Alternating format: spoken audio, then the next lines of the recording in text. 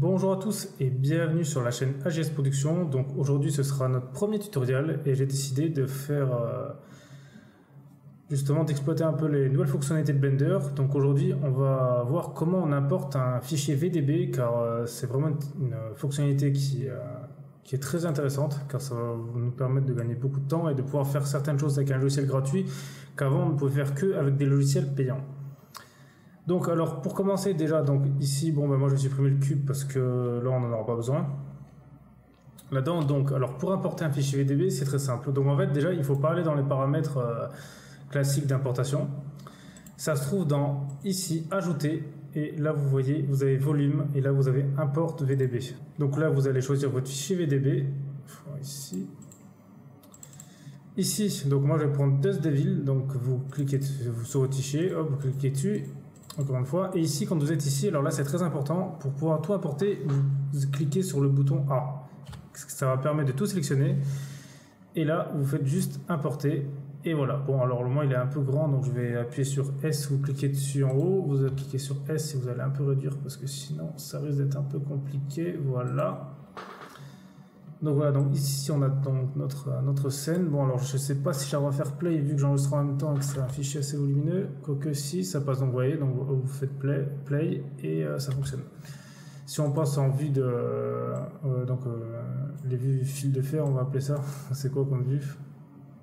Ombrage de vue, ouais, ombrage de vue, c'est ça qu'ils disent? Ouais, ombrage de vue. Donc là vous voyez en fait ça c'est bien tous les en gros les fichiers sources que vous voyez là en fait chaque carré que vous voyez ou même rectangle, hop, donc voilà. Donc comme ça, vous voyez. Donc ici, donc ensuite, maintenant, ce qui va se passer, c'est que là, vous avez une nouvelle fenêtre. Donc ici, ça va permettre de, vous allez voir comme ça votre nombre de frames. Donc comme ça, vous pourrez déjà régler directement le bon nombre de frames en dessous. Moi, si vous voulez en mettre plusieurs ou faire autre chose après, mais au moins, vous savez déjà combien il y en a. Là, le début, le décalage. Donc ça, en fait, c'est pour savoir à quand ça démarre l'animation. Donc vous pouvez le laisser à 1 ou moins 1. Vous voyez, ça c'est comme vous voulez. En général, moi je laisse ça, ou à 1 c'est bien, ou moins 1 ça le fait aussi. Bon alors ça j'ai pas trop touché encore, ça dépend je crois des certains fichiers. Et là vous avez la densité.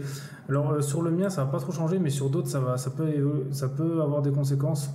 Bon, vous voyez en fait vous voyez plus ou moins de fumée. Alors ça c'est intéressant de jouer avec ça. Si vous avez un fichier VDB, vous avez plus que, parce que moi j'ai que de la fumée, mais si vous avez aussi la température. Notamment si vous avez du feu, ça peut être intéressant de jouer un peu sur la densité d'un des deux. Donc voilà, ensuite là ce qui va changer c'est que maintenant il va falloir aller dans les matériaux, donc vous cliquez ici, donc moi je vais passer en shading et là vous faites new et là vous avez en fait un principal volume, donc voilà, donc c'est tout ce qui est volume, donc c'est un peu comme les matériaux de la fumée. Donc voilà, donc vous voyez ici on peut passer en vue du rendu, donc là moi je vais encore un peu le réduire. Donc voilà, et ici maintenant on va passer sur Cycle, ce sera plus simple, on aura une meilleure vue, voilà, ça devient beaucoup plus haut, ouais, là au moins ça ressemble à quelque chose, parce que sur Eevee. Donc voilà, et ici par exemple, ensuite vous allez pouvoir régler la couleur, vous voyez, vous avez la couleur, et puis voilà, vous faites ce que vous voulez, par exemple, hop, on va faire... allez, on peut prendre un petit rouge sympa, allez, un petit rouge sympa, ça peut faire sympa, ouais, voilà, un petit rouge sympa. Voilà, donc ici vous avez juste à régler la couleur que vous souhaitez.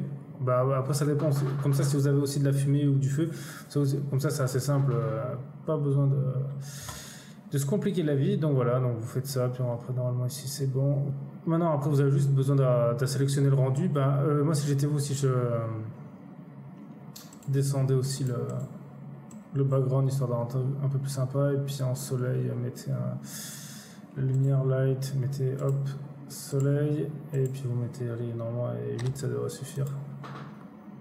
Voilà, ou après vous pouvez aussi mettre une image HDRI, ça peut fonctionner aussi pour l'éclairer. Puisque ce qui est bien avec le soleil je trouve, c'est comment on peut créer une sorte d'ombrage en fonction d'où vous allez le mettre. Ça peut être sympa, ça peut être sympa. Sûrement en fonction, puis vous tournez la caméra, voilà, vous mettez en fonction de ce que vous voulez.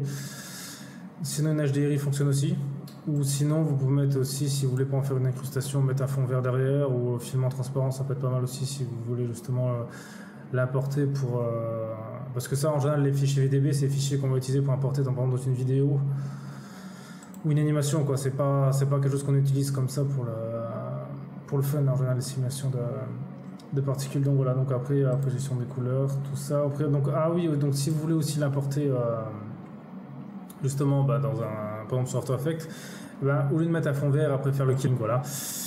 Parce que des fois ça peut être compliqué si on met un fond vert et qu'il y a certaines particules qui sont vertes aussi, ça peut retirer. Donc là, ce que je vous conseille, moi, c'est d'aller ici, donc dans les rendu, d'aller dans film, hop, et ici vous cliquez sur transparent, et là vous voyez ça va enlever le background, et quand vous allez faire un rendu, ça va en fait justement laisser ça tout en noir, et puis vous avez juste à faire prendre votre fichier, mettre de mode de fusion écran, et ça fonctionne.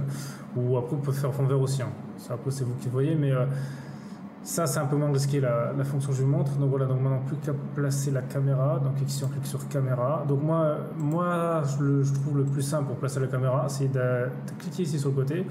Vous allez dans vue, là vous avez verrouillé la caméra à vue, et là c'est hyper simple, vous avez juste à jouer avec ça. Ouais, hop.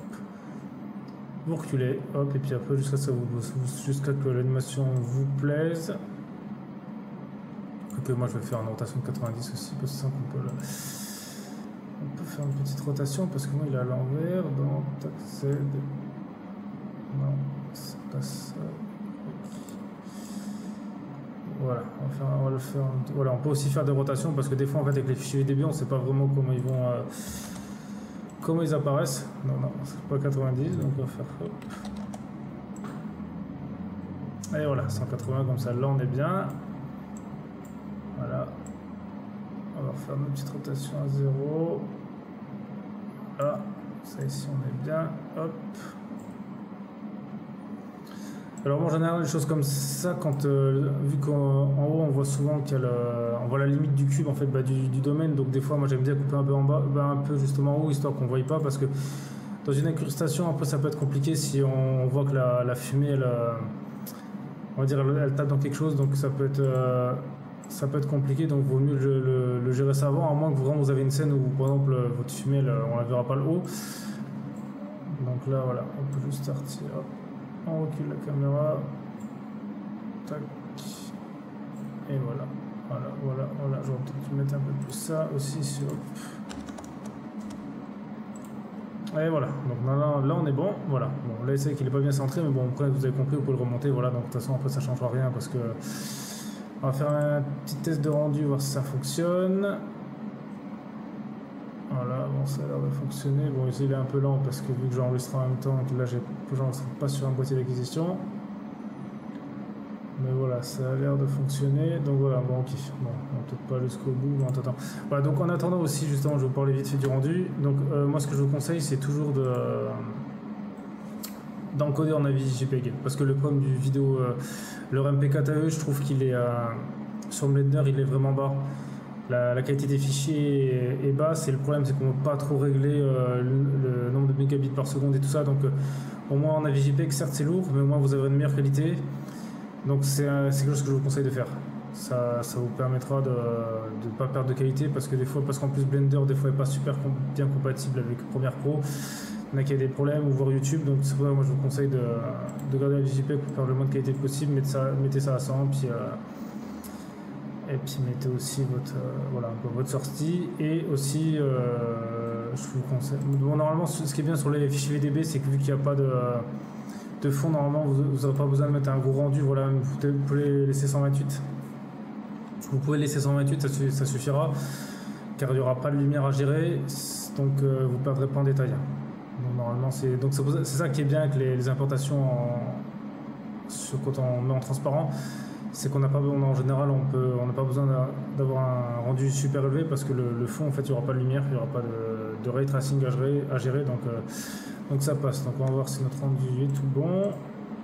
Voilà, donc c'est bon, vous voyez, donc là vous voyez en fait là les petits carrés là, ça montre que le rendu c'est transparent, il n'y a pas de fond, et vous voyez que l'image elle fonctionne. Voilà, bon, on a eu une petite minute parce que j'enregistre, mais sinon ça va beaucoup plus vite. Voilà, quelque chose comme ça pour donner une idée, allez, en Full HD ça met 40 secondes, et en 4K ça va mettre à peu près 2 minutes par frame, parce que voilà l'avantage des fichiers VDB, et quand on met en transparent, c'est que tout le transparent, non, plutôt l'avantage de mettre en transparent, c'est justement vu qu'il n'y a pas d'arrière-plan, en fait ça va super vite, et que le logiciel a juste à calculer ça, donc en fait on gagne quand même un temps fou, même si au début des fois il annonce des temps de rendu assez longs. Et au final, on s'en tire avec quelque chose de pas trop mal.